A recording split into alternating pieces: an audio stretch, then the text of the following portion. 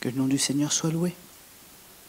C'est vrai qu'il y a parfois la nécessité de prier à voix haute, mais il y a aussi la nécessité des fois de faire silence et d'écouter ce que le Seigneur a à dire et de lui répondre dans son fort intérieur et d'avoir un vrai contact, une vraie introspection où il est présent pour nous guider dans les changements dont nous avons besoin.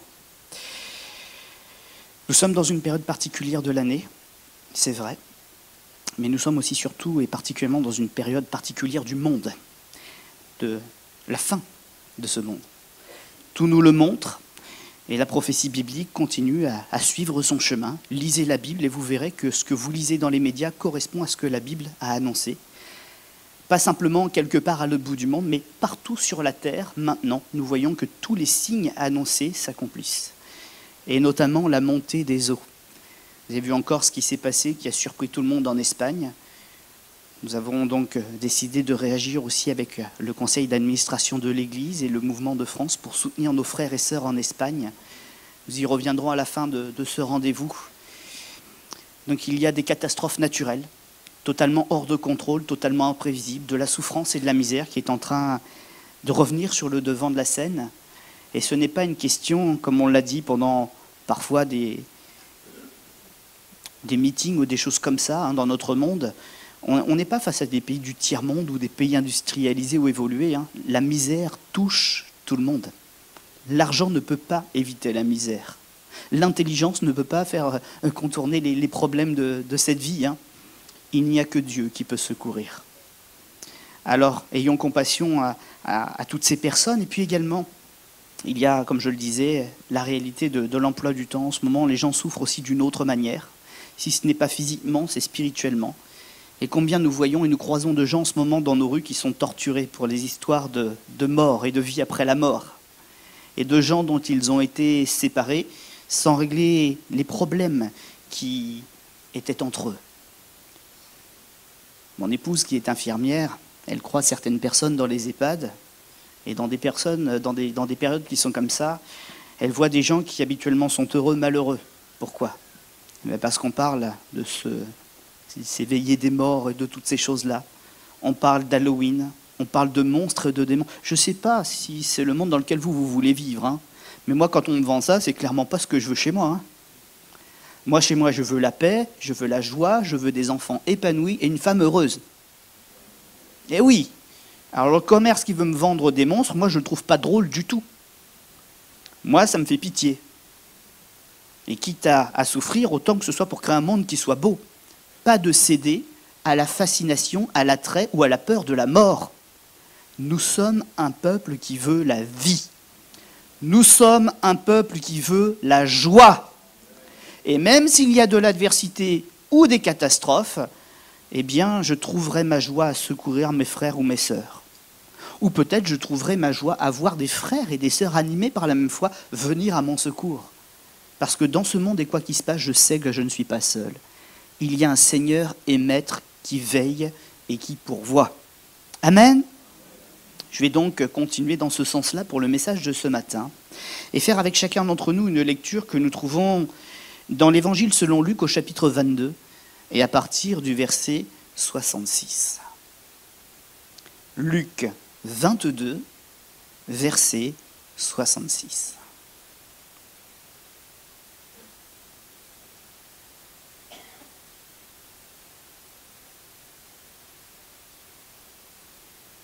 Les paroles s'affichent également sur l'écran. Quand le jour fut venu, le collège des anciens du peuple, les principaux sacrificateurs et les scribes, s'assemblèrent. Ils firent amener Jésus dans leur Sanhédrin. C'est un tribunal religieux juif. Ils dirent, « Si tu es le Christ, c'est-à-dire le Messie, le Sauveur envoyé par Dieu, dis-le nous. » Jésus leur répondit, « Si je vous le dis, vous ne le croirez pas. Et si je vous interroge, vous ne répondrez pas. Désormais, le Fils de l'homme sera assis à la droite de la puissance de Dieu. » Tous dirent, « Tu es donc le Fils de Dieu. » Et il leur répondit, « Vous le dites, je le suis. Amen. »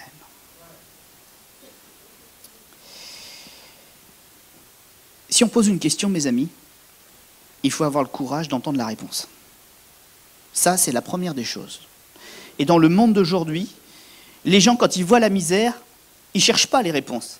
Pour eux, la réponse est toute trouvée, c'est la faute des autres.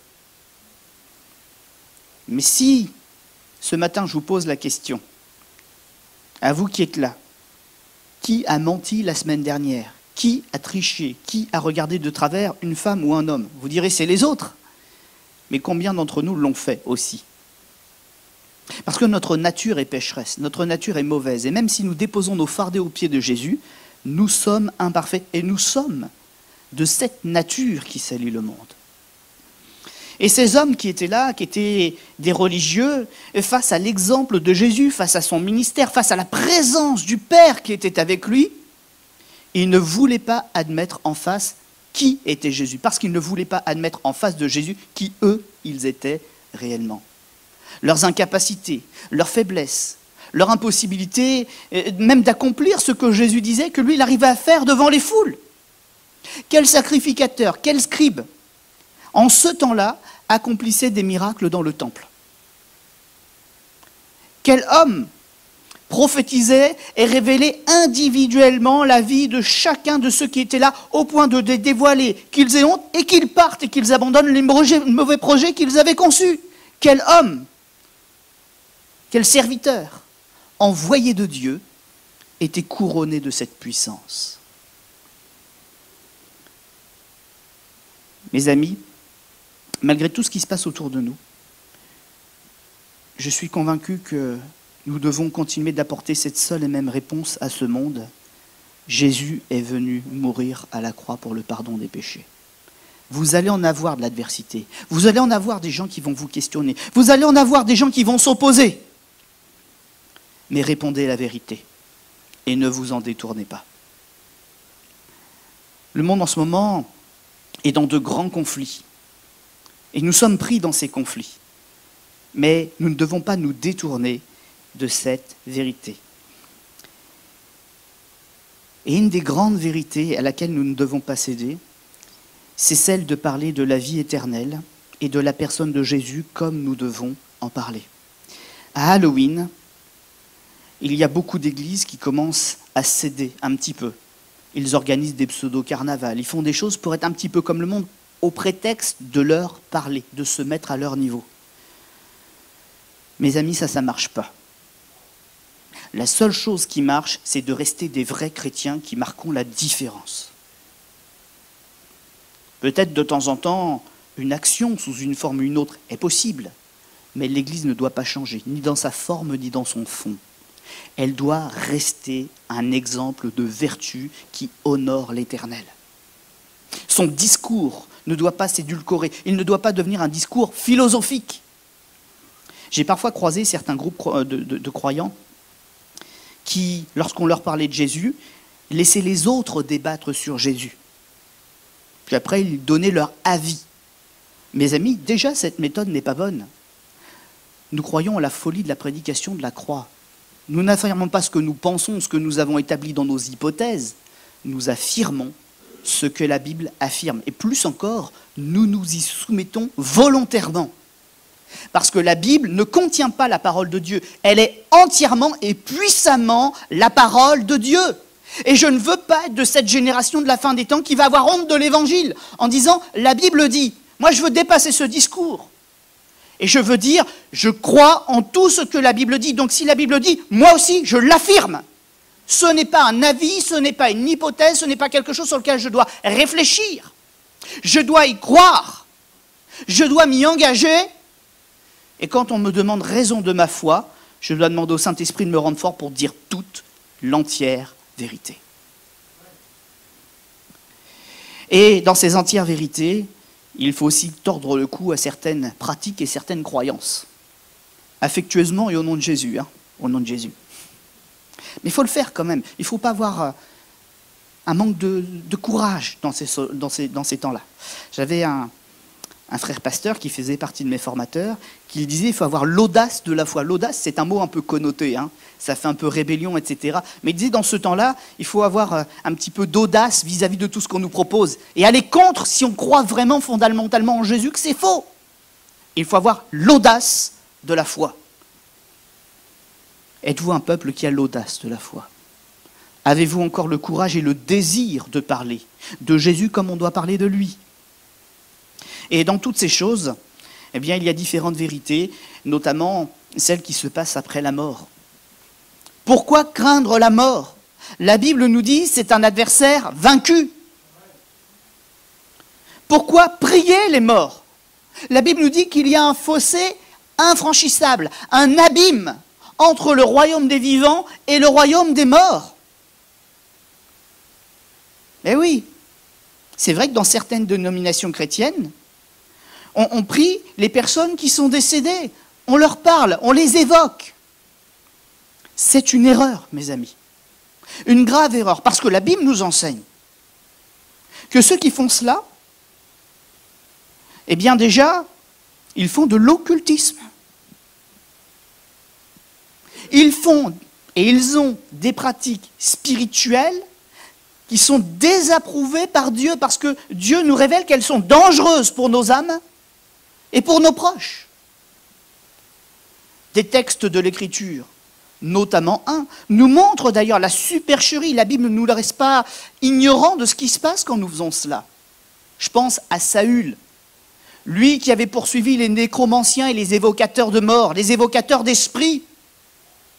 Le jour où il a eu besoin, parce qu'il a eu peur d'avoir un conseil, il ne s'est pas affiché au grand jour, il a eu recours aux méthodes occultes. Il est allé interroger dans une terre où il n'avait pas encore tué toutes les nécromanciennes et les évocatrices de mort. Il est allé en trouver une pour demander discrètement à un prophète qu'il savait être un vrai prophète, qui était décédé, Samuel, ce qu'il devait faire.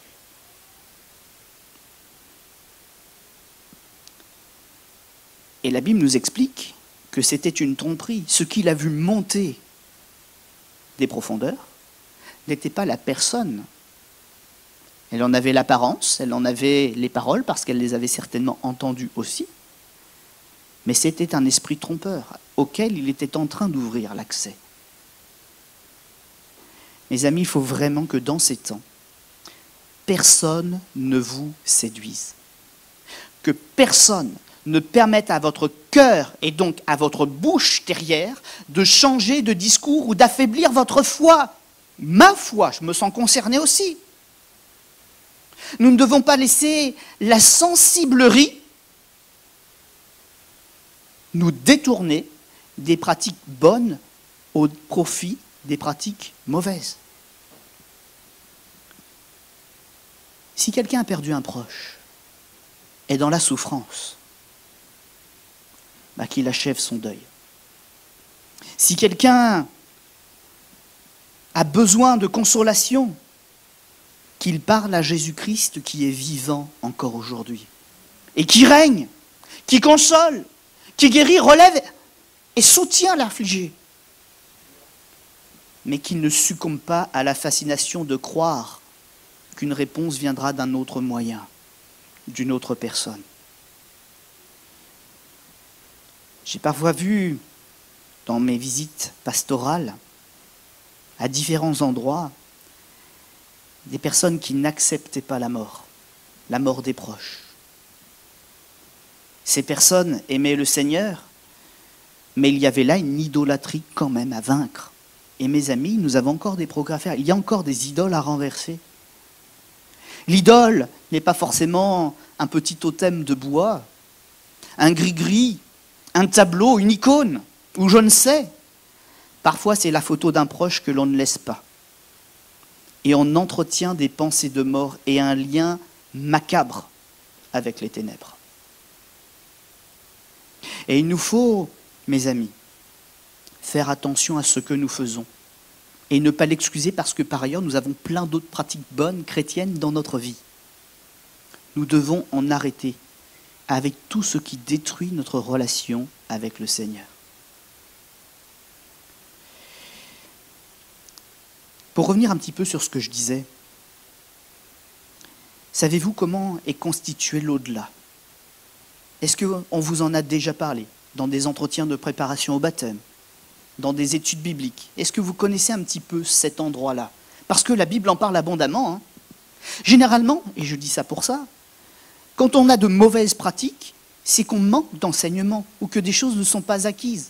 ou que l'on pense savoir, mais qu'en fait on n'a pas vérifié dans la Bible ce qu'elle dit vraiment.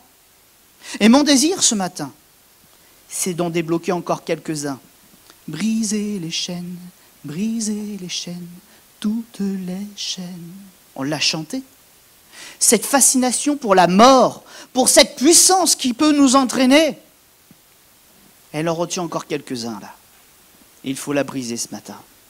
Alors parler de cet au-delà, c'est vous donner aussi les moyens de comprendre ce qu'il y a en face de vous pour ne pas le craindre, mais au nom de Jésus de le vaincre.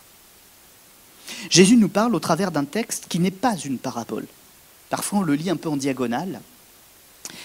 C'est ce texte où il nous parle de l'homme pauvre, Lazare, qui n'a rien eu pour lui sur la terre. Et il nous parle ensuite de son pendant, un homme riche. Et les deux sont venus à décéder dans le même temps. Mais ils n'ont pas été dans la même direction. Parce que l'homme riche, comme nous l'avons entendu tout à l'heure dans une parole, a négligé le temps où Dieu l'appelait. Il avait envisagé son plan de vie au travers de sa richesse, de son confort, de sa facilité, et il n'avait pas fait de Dieu sa priorité. Et pourtant, on sait comment ça fonctionnait à l'époque. C'est que ceux qui avaient de l'argent, même dans les temples, etc., dans les synagogues ou je ne sais, ils avaient toujours les meilleures places, sur le devant, parce qu'ils pouvaient les payer. Mais mes amis, ça ne lui a servi à rien. Quand est venu le temps de partir, un temps qu'il a largement eu le temps de voir venir, il n'était pas prêt. Et la Bible nous dit qu'il a été perdu. Et Jésus nous révèle même ce qui s'est passé dans cet au-delà. C'est pour ça que je vous dis, il ne s'agit pas d'une parabole. Dans aucune parabole, les personnages n'ont de nom. Vous voyez ? Mais là, il y a Lazare. Dans aucune parabole, on nous parle vraiment des autres, ou de la filiation des autres. On donne des symboles. Mais là, on parle de cet homme riche et lui dit, il faut que maintenant je suis là, que j'ai compris ce qui se passe, mes frères qui sont sur la terre soient avertis. Permets-moi, ou permets à quelqu'un d'aller leur dire. Et Jésus leur dit, c'est pas possible. On ne peut pas évoquer les morts et avoir une réponse de leur bouche. Il n'y a pas des anges qui vont se déplacer pour faire plus que ce qui se passe déjà sur la terre avec l'évangile et les prophètes, etc. Le message, on l'a déjà tous. Si même une voix se faisait entendre des morts, personne n'y croirait davantage. Je me rappelle encore ce texte de l'Écriture où des gens viennent pour interroger Jésus et le tenter un petit peu aussi au passage. Et il leur dit, donne-nous un miracle pour que l'on croie.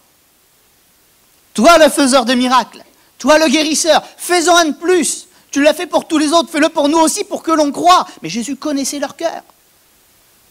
Ce genre de miracle est réclamé de cette manière, ça n'emmène nulle part. Même à la limite, et pour l'avoir déjà vu personnellement, une guérison se ferait comme ça, la personne se détournerait mais définitivement de Dieu. Ne croyez pas qu'un miracle, c'est la preuve que Dieu vous a gardé pour la vie éternelle. Hein.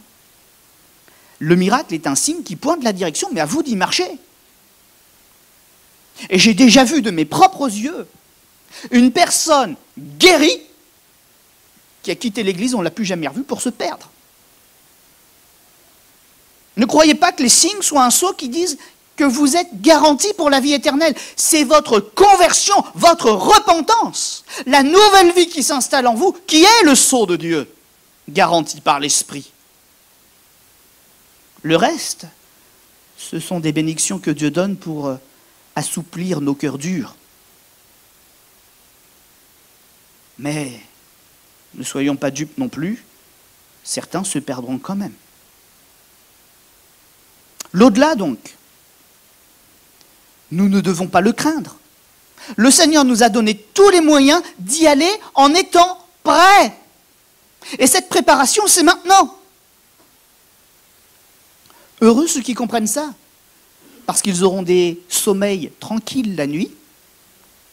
Quand on leur dira, il y a une maladie, il y a un cancer, ils diront, bon ben, je suis malade, mais je ne suis pas tout seul. Je traverserai l'épreuve, parce que mon Dieu que je connais, il sera avec moi dans la tempête, il sera avec moi dans la fournaise. et je ne serai jamais vaincu. Oui, j'aurai un peu mal.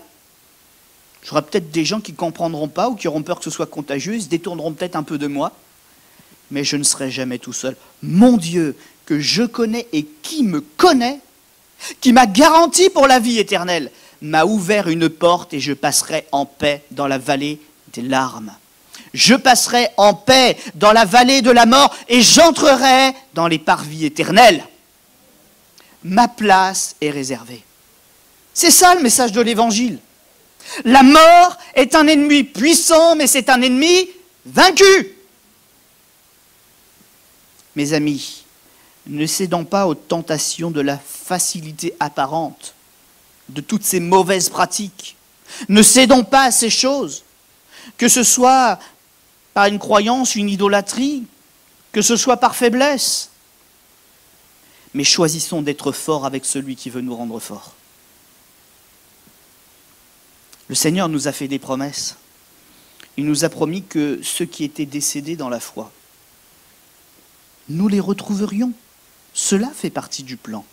Si quelque chose m'attriste ou m'afflige, eh bien que je fortifie ma foi, plutôt que de faire des bêtises. L'au-delà nous est donc présenté dans les textes de l'Ancien Testament, puis ensuite du Nouveau Testament, comme ayant déjà un lieu d'attente que l'on appelle le Sheol. Ce Sheol, ce lieu d'attente, ce lieu de repos, est en deux parties. Peut-être l'avez-vous lu dans vos Bibles. Il y a une partie qui est utilisée avec une expression, le sein d'Abraham. Ça vous parle, ça? On l'appelle aussi le séjour des bienheureux. C'est un endroit d'attente dans lequel étaient envoyés tous ceux de l'ancienne alliance, avant donc la venue de Jésus, pour être consolés de leur peine, un endroit de paix, un endroit de repos, en attendant que Jésus fasse son œuvre. Ce séjour des bienheureux, ce sein d'Abraham, là où étaient les hommes et les femmes de foi, de la même foi qu'Abraham, est séparé par un abîme infranchissable et qui fait face à l'autre moitié de ce Sheol. Appelé donc, s'il y en a un c'est le séjour des bienheureux, l'autre c'est le séjour des malheureux.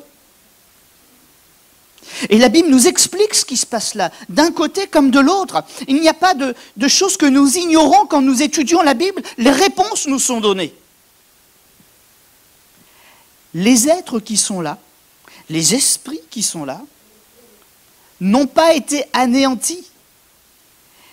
L'esprit est éternel. On ne disparaît pas quand on a été ennemi de Dieu. Et on ne disparaît pas, on n'est pas fondu en Dieu quand on est ami de Dieu. On garde notre personnalité. On garde notre pensée. Mais pour les bienheureux, ce qui disparaît, c'est le péché. Parce que là, le Seigneur, il peut enfin parachever son œuvre. Malheureusement, et ce qu'on dit moins souvent parce que c'est moins vendeur, de l'autre côté, c'est pareil. Quand on est scellé pour l'éternité, on est scellé pour l'éternité. Mais quand on est scellé pour la condamnation, on est scellé pour la condamnation. Et là encore, il y a un truc auquel on peut tordre un petit peu le cou. Il n'y a pas de seconde chance après la mort. Les limbes, cet enseignement comme quoi il y aura un endroit ou un purgatoire pour purifier les âmes après la mort, dans la Bible, ça n'existe pas. Ça n'existe pas. Prier pour les morts ou pour leur salut, ça n'existe pas non plus. Il y a un texte quand même dans les Corinthiens, si ma mémoire est bonne, qui dit « Est-ce que nous ferions comme ceux qui prient pour les morts ?» Mais ça n'évoque pas ce que fait une église par rapport à une autre église. Ça évoque ce qu'une église fait par rapport à ce que les païens ont toujours fait, prier pour les morts. Et certains enseignements de certaines églises, dans ces périodes que nous traversons, Leur enseignement est basé sur des textes qui ne sont pas inspirés de Dieu. Notamment ce que la grande famille des Maccabées a fait dans un siècle de silence prophétique. L'histoire a été écrite, mais Dieu n'était pas dans l'affaire. Ni dans les pratiques de ces morts au champ de bataille, pour lesquels on avait un doute sur le salut, alors pour lesquels on a prié. Mais en fait, ça, ce sont des textes historiques, ça ne fait pas partie de la Bible. Ça a été mis dans la Bible pour des valeurs historiques, dans certaines Bibles. Moi, j'ai une Bible, et je l'ai choisie pour ça. Ces textes, ils y sont, mais ils sont à la fin, en annexe. Parce qu'il y a tellement d'incohérences et d'anomalies dans ces textes qu'ils ne peuvent pas être l'objet d'une prédication. Ils ne peuvent pas être l'objet d'un conseil de Dieu. Ils ne sont pas inspirés de Dieu, puisqu'on est dans cette période de 400-420 ans de silence prophétique, où Dieu a tout dit, et la dernière chose qu'il a dite, c'est « Attendez la voix qui crie au désert, celle qui annoncera le Messie qui doit venir. Mais maintenant que j'ai tout dit, vous êtes responsables. » Donc ça pose problème quand on bâtit des nouveaux enseignements faux et qui viennent de cette période. Le salut vient pour ceux qui sont dans la vérité. Et la vérité, c'est pas ce que le meilleur prédicateur de la terre a dit. C'est pas ce que la meilleure église de la terre a dit. C'est ce que Jésus incarné dans la chair est venu nous confirmer, nous annoncer, nous démontrer. Et si nous n'avons pas le courage de lire la Bible, eh bien, il faut tout reprendre à zéro, mes amis. Si nous n'avons pas le courage de vérifier par nous-mêmes, si nous n'avons pas le courage de prier pour entendre qui est vraiment Jésus et ce qu'il a vraiment fait, ben mon ami, c'est déjà que tu n'es pas sur le chemin de la vie éternelle. Reprends tout depuis le début. Il vaut mieux faire ça que d'aller vers la perdition éternelle en croyant que tout va bien. C'est exactement le texte que nous avons lu ensemble. La plus grande souffrance que Jésus a eue, alors je m'avance peut-être un peu en disant ça, mais finalement on pense souvent que c'est la croix parce qu'il a été cloué, parce qu'il a été meurtri de coups, parce qu'il a été humilié. On pense que c'est ça sa plus grande souffrance. C'est pas faux en soi. Hein. Mais je me suis posé la question des 3 ans et demi qui ont précédé ça, et du nombre de fois où il a dû parler avec des gens en sachant qu'ils étaient perdus pour la vie éternelle. Il était en face d'eux, tout puissant pour les sauver, faisant des miracles, et même sans faire des miracles, révélant les choses de Dieu avec une assurance que personne n'avait jamais connue. Il était là, en face d'eux, à 1 mètre et demi, à la même table. Il parlait en toute liberté, il répondait à toutes les questions, avec une puissance et une autorité. Et à la fin de ses discours magistraux, il repartait en sachant que certains étaient perdus. Vous pensez que la croix c'était dur? Mais tout était dur dans la vie de Jésus. Tout était une peine et une souffrance. Mais il a tout accepté. Chaque souffle qu'il a fait sur cette terre après son incarnation, pour en sauver le plus grand nombre possible. Non pas par des discours de l'intelligence, non pas par de la philosophie, mais par des démonstrations d'esprit et de puissance. Et c'est ça qui doit rester au milieu de nous. C'est ça qui doit continuer d'être notre héritage. Et c'est ça que nous devons continuer de transmettre après nous. Ce type de travail, j'allais dire ce type d'église, mais en fait, si le travail est bien fait, c'est l'église qui va entourer ça. Ce n'est pas la dénomination religieuse qui est importante. C'est qu'on conserve cet héritage dont je viens de parler.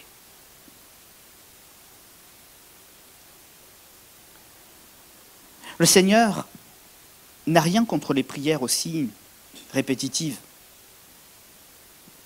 Ce n'est pas la forme des prières qui est importante, mais c'est le cœur. Une personne réciterait le même texte régulièrement.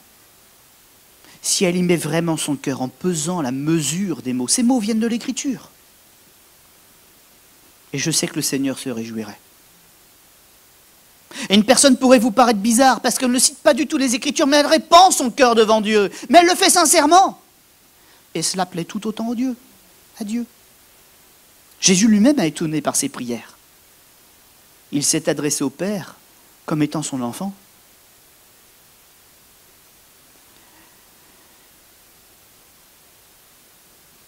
D'au-delà donc, et comme je vous l'ai décrit, les êtres y sont conscients qu'ils soient dans le séjour des bienheureux ou des malheureux, là je parle encore de l'Ancien Testament, avant la venue de Jésus. Toutefois, ils n'étaient plus capables de travailler. Ils n'étaient pas non plus dans une position où ils étaient censés louer Dieu. Ce ne sont pas ceux qui sont descendus au séjour des morts, Seigneur, qui te louent. La Bible dit, c'est très clair, c'est très net. Ils étaient dans un temps d'attente jusqu'à ce que Jésus monte sur la croix, descende prêcher aux captifs la délivrance, ceux du sein d'Abraham, parce qu'ils avaient eu raison de croire en Jésus, en ce Messie. Et ensuite, quand Jésus était élevé au ciel, il a vidé la partie du sein d'Abraham, le séjour des bienheureux. Aujourd'hui, lorsqu'une personne décède, elle ne va plus dans ce repos. Elle va directement dans la présence de Jésus. La porte de la demeure est ouverte. Par contre, il reste l'autre lieu, le séjour des malheureux. Et eux, ils sont encore en attente de ce grand moment qu'on appelle le grand trône blanc. Vous savez, c'est ce moment où Dieu use de patience, mais où là, il va arrêter sa patience. Parce qu'aujourd'hui, il a l'impression que les méchants, ils ont raison et continuent. Mais viendra leur tour. Et c'est un jour qui est tellement terrible que Dieu le freine, Dieu le freine, Dieu le freine pour vous sauver, vous et moi. Et chacun parmi nous, il n'y a pas de différence. Quelqu'un aurait tué une autre personne ou tenté de le faire. Si elle se repent, elle peut être au ciel. Quelqu'un aurait juste menti, c'est pas un plus petit péché. Ça peut être un blocage pour le ciel. Repens-toi. Et ce grand trône blanc, c'est le moment où le Seigneur va ouvrir ses livres. Vous savez, à chaque fois qu'on a dit « Ah ben moi je le mérite, moi j'ai fait ci, moi j'ai fait ça, moi je suis le cousin d'un tel ou le frère d'un tel. » Donc moi ça pèse dans la balance quand même. Je ne suis pas comme le pharisien qui là-bas se lève et fait des grands discours. Moi je suis. Il n'y en a qu'un je suis, c'est pas toi. Mais tout ce que tu as dit, tout ce que tu as cru, tout ce que tu as défendu, tout ce que tu as voulu mettre en avant pour te justifier, le Seigneur l'a entendu. Et il l'a inscrit dans ses livres. Et avec toi, il ouvrira ses livres. À son grand jugement du grand trône blanc. Il mettra sa balance, il mettra sa référence. Un jour, j'ai dit son poids. Et en fait, le poids, c'est Jésus. Alors mon pasteur, il m'avait dit non, ça c'est péjoratif, tu dis pas comme ça. Sa mesure, sa référence. Parce que Dieu ne supporte pas les mesures, les poids truqués. Et on verra bien si tu pèses dans la balance face à Jésus. Quand tu diras j'ai fait du bien, le dimanche, on a combien aujourd'hui ? 3 novembre, il te sortira tout depuis le début jusqu'au 1, au 2 et au 3 au matin. Et on verra si une parole gentille dite à ta femme ou à ton mari contrebalancera toutes les autres choses que tu fais dans son dos par derrière. Parce que ton mari, ton conjoint, ta conjointe ne sait pas, mais Dieu il sait. Et quand tu veux mettre des choses dans son registre, dans ta balance, à ta manière, lui il tient les comptes de tout.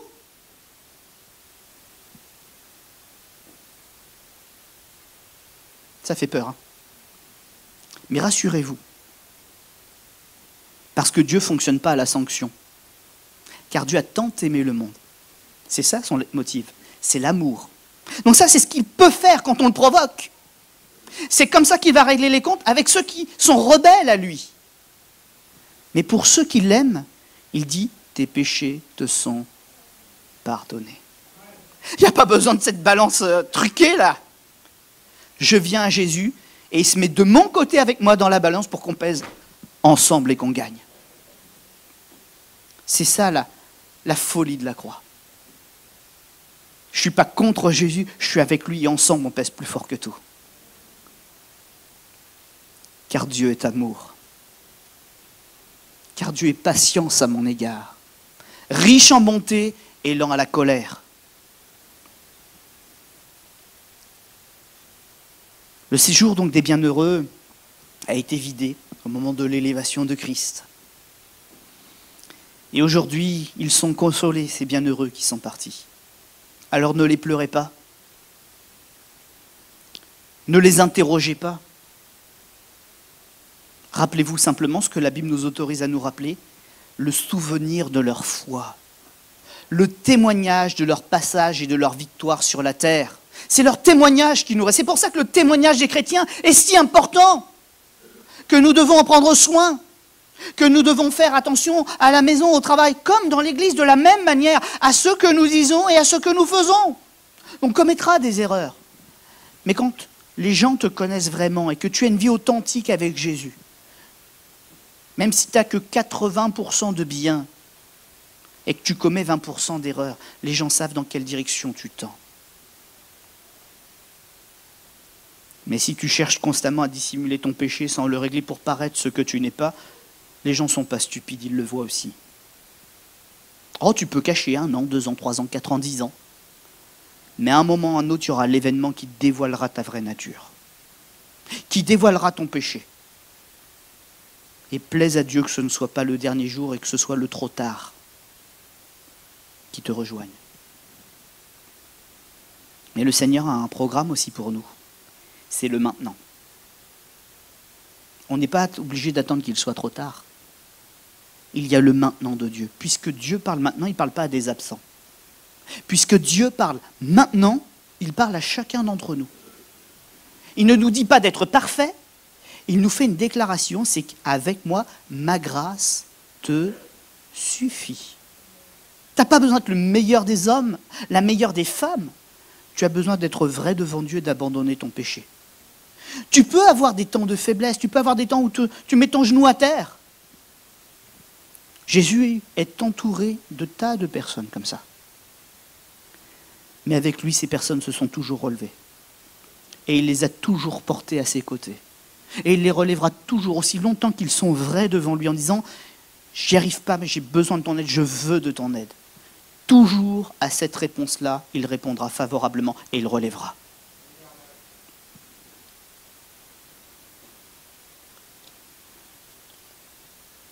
Si quelque chose, donc, est à faire à notre niveau, c'est d'avoir foi dans le plan de Jésus.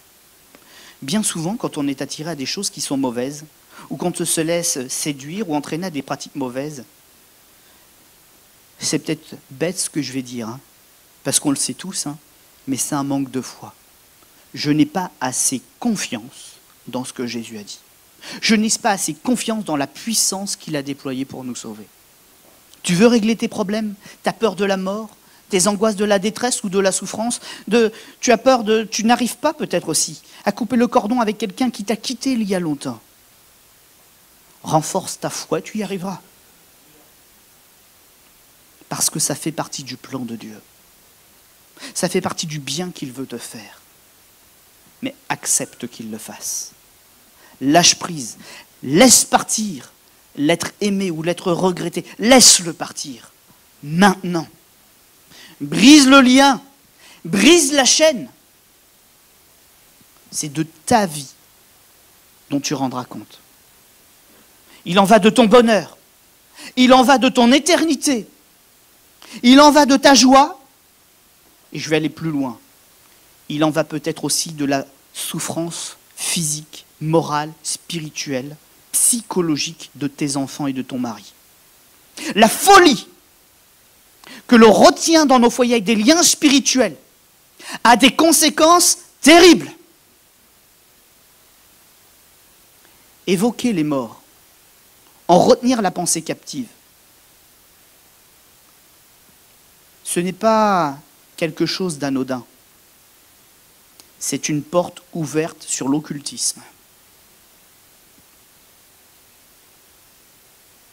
Mais c'est biblique, hein. Si vous ne l'avez pas lu, reprenez Deutéronome, reprenez tous ces textes. J'invente rien ce matin. Mais nous avons besoin de le réentendre. Nous avons peut-être besoin de le réapprendre aussi. Il y a encore une multitude d'autres choses dans cette éternité. Plusieurs nous sont décrites. Il y a cet endroit qu'on appelle la Géhenne, étant de feu et de soufre éternel. Je ne suis pas là pour en parler, parce que c'est on va dire la grande prison finale. Je peux en donner un mot quand même pour ceux qui ne connaissent pas trop. Après le grand jugement du trône blanc de tous ceux qui sont contre Dieu, alors je vais peut-être annoncer avant une chose, c'est que quand on comparaîtra devant le grand trône blanc, il y aura aussi un détail qui nous échappe souvent dans nos églises, dans notre compréhension, c'est qu'il y a une résurrection, pas que des chrétiens. Tous ceux qui sont venus à la vie ressusciteront. Tous les hommes, toutes les femmes, dans des corps. Et la punition ne sera pas que celle de l'esprit, mais ils souffriront esprit, âme et corps dans les temps ardents. C'est ça la réalité de ce qu'on appelle l'enfer, même si le mot n'est pas dans la Bible. Et c'est un endroit que Dieu a voulu d'une certaine manière. Il l'a créé, puis ensuite, il s'en est détaché. C'est-à-dire qu'il y refuse sa présence. C'est un endroit où il y a une porte d'entrée, mais voyez-le un peu comme un entonnoir, il n'y a pas de sortie. Une fois que le jugement est prononcé, que la culpabilité est établie, il n'y a pas de retour en arrière. C'est un mécanisme que je ne sais pas trop expliquer, mais la Bible le dit. Il n'y aura pas une grâce plus tard, il n'y aura pas un temps de pardon plus tard. Les êtres qui auront été jugés contre Dieu, eh bien, seront pour l'éternité séparés de Dieu. C'est ce que la Bible appelle, et elle nous dit de trembler devant cela, la seconde mort. Parce que la mort que nous connaissons, nous, n'est qu'un symbole de ce qui vient après. Une séparation, mais une séparation d'avec mon voisin, ma voisine, ma femme, mes enfants, une séparation. Mais la véritable mort, c'est la séparation éternelle d'avec Dieu. C'est ça qui est terrible. Et c'est pour ça que les exégètes, les théologiens, etc., parlant de ces choses, ont voulu appeler ça les peines éternelles. Ce n'est pas les punitions, ce n'est pas les souffrances, ce sont les peines éternelles. Mais personne ne vous oblige à aller par là. Et vous avez quelque chose de merveilleux que le Seigneur vous a offert dès le début, que vous pouvez utiliser aujourd'hui. C'est le libre arbitre. Il vous l'a laissé pour que vous choisissiez de le rejoindre. Et fort de ce choix, non pas de votre perfection, mais de votre choix pour Jésus, vous avez la possibilité d'échapper à toutes ces choses mauvaises que nous avons revues ensemble, pour entrer dans les bonnes. Et les bonnes, c'est quoi ? C'est une cité céleste, aux dimensions tellement grandes que la base, elle est capable de couvrir toute l'Europe et même le début des pays de l'Est. Une cité tellement grande que Jésus nous a dit « Il me faut du temps pour y préparer une place, mais je m'en vais vous préparer une place. » Un endroit qui est tellement merveilleux qu'il ne connaît plus la douleur, la peine, et que la corruption qui nous a touchés sur cette terre n'existera plus.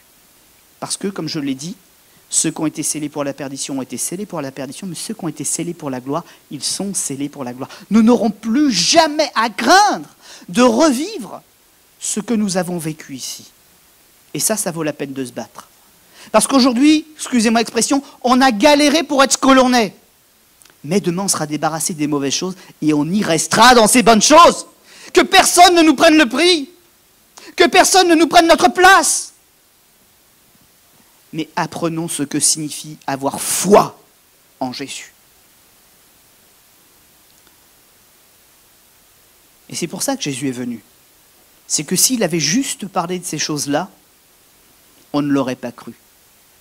Alors il a donné quelques signes miraculeux pour montrer que Dieu était bien dans l'affaire. Il a donné quelques paroles inspirées pour que l'on sache que Dieu connaît vraiment nos cœurs et qu'il y a quelqu'un qui entend nos prières. Il a révélé que tout ça c'était vrai. C'était ça la raison de sa présence. Rendre l'invisible visible, l'impalpable palpable. En Jésus, il y a du concret.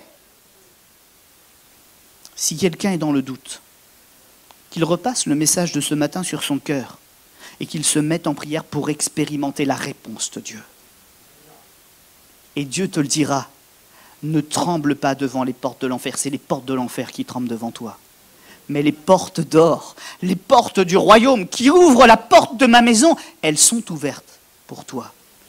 À toi qui as dit un oui profond du cœur à celui qui règne sur toutes choses, à celui qui les a créées. Pour nous, il y aura une résurrection, mais pas dans ces corps que nous avons. Et je terminerai par là. Ça peut paraître bizarre, et pourtant c'est prévu. Nous ne serons pas des anges, parce que certains disent on va ressusciter comme des anges. Oui, c'est comme des anges, c'est pas des anges, c'est pas pareil. Ça veut dire qu'on aura une nature céleste, nous aussi, ce qui nous fait défaut aujourd'hui. Mais c'est normal qu'elle ne vienne qu'un peu plus tard. Il faut d'abord retirer le péché avant, pour qu'on soit scellé dans les choses éternelles. Fini les fémurs qui cassent. Fini la peur de faire des chutes. Fini la faim. Fini la pauvreté. Fini la vieillesse. Fini d'oublier ce que l'on m'a dit. Fini la fatigue. Et les mauvais accents qui viennent de mon cœur quand je suis fatigué, la façon dont je réponds aux gens. Fini les contrariétés, les frustrations. Fini les peines. Fini la souffrance. Place à la joie du ciel. Ton Dieu ordonne que tu sois puissant. Ton Dieu est venu pour toi. Ton Dieu t'a averti de toutes choses. Il t'a dit ce qui se passe après, afin que tu croies et que tu choisisses le bon chemin. Parce qu'il y a devant toi la vie et la mort. Mais vous savez ce que je dis à chaque fois? Dieu ne s'est pas contenté de dire ça seulement. Il a dit, choisis la vie. Et je serai avec toi dans ton choix. La force qui te manque pour la saisir, je te la donnerai, cette force. Amen.